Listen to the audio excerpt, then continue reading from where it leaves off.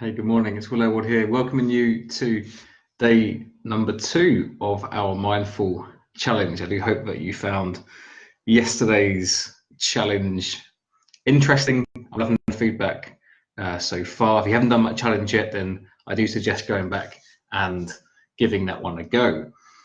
So today is the savouring challenge. Let me explain. Another word for savouring is relishing. When we really savor the moment, we are fully present and we are fully open to receiving that experience. Now, what tends to happen, and I'll explain why this happens importantly as well. What tends to happen in life is we have a good experience. For example, we receive a compliment or we complete a job and we go, right, all done, next thing. And we rush. So somebody gives us a compliment, we go, oh, thank you very much, and then we just move on. We do not savor the positive experiences as much as we should.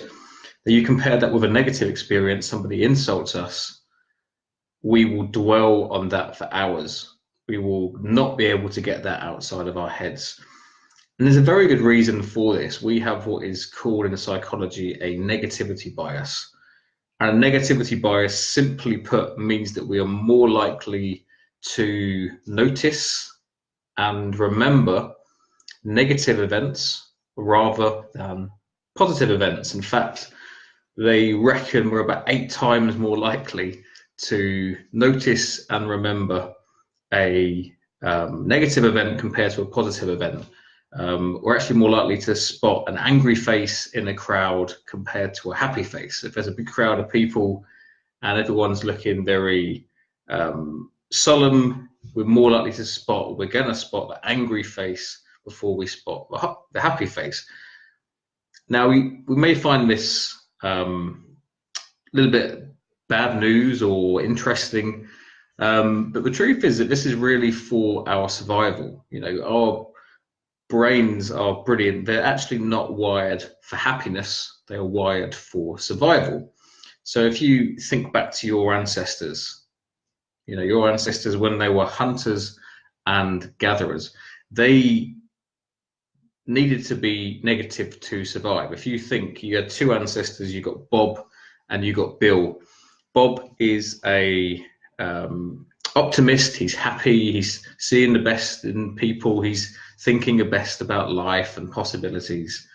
You got Bob and you got Bill, who is the opposite. He's a pessimist. He's negative.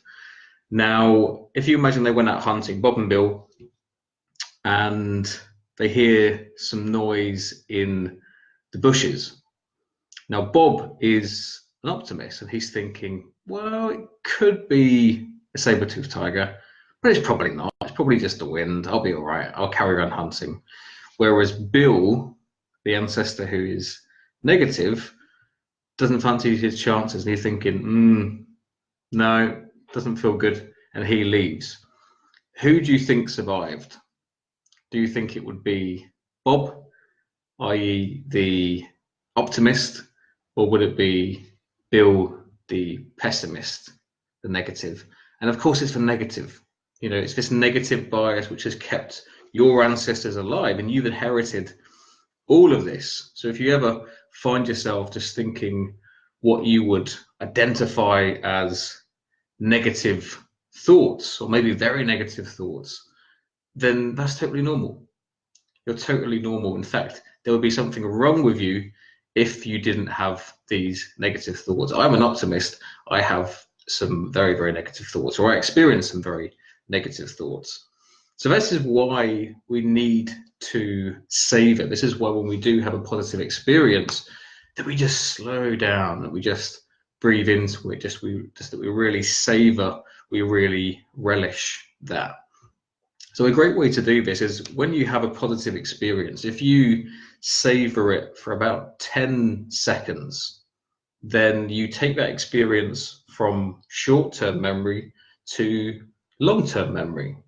And when you do this, it means that you're more likely to remember that positive experience, and most importantly, remember those positive warm feelings that you have along with that experience. If you think back to like one of your favorite birthdays, for example, you can probably play the memory in your head quite vividly because you really just savored it. You looked around at all the people who were wishing you happy birthday. You could taste the cake, you could smell the candles that had just been blown out. You really savored that experience, and that's what you're going to be doing today. It's such a nice thing to do for ourselves. So some ideas for this: when you drink your morning coffee, I hope you're drinking that coffee because I'm a huge coffee connoisseur.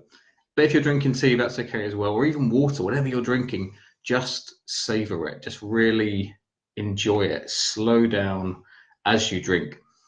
When you eat today as well, just really, really savor, relish that food, taste it, smell it before you eat it. Sadly, we have lunch breaks and we just sort of wolf down these foods and we just barely taste them. At least for me, they barely touch the side sometimes. What we need to do is just really slow those down. So savor the food, savor your drinks today as well, and be open to any positive experiences that you have. Maybe you receive some good news, maybe you receive some praise. That is going to be your opportunity. I want a little alarm bell to go off today and for you to go, okay, I've got a positive experience here. I'm going to savor this and just sit with those feelings. If you want, you can just close your eyes.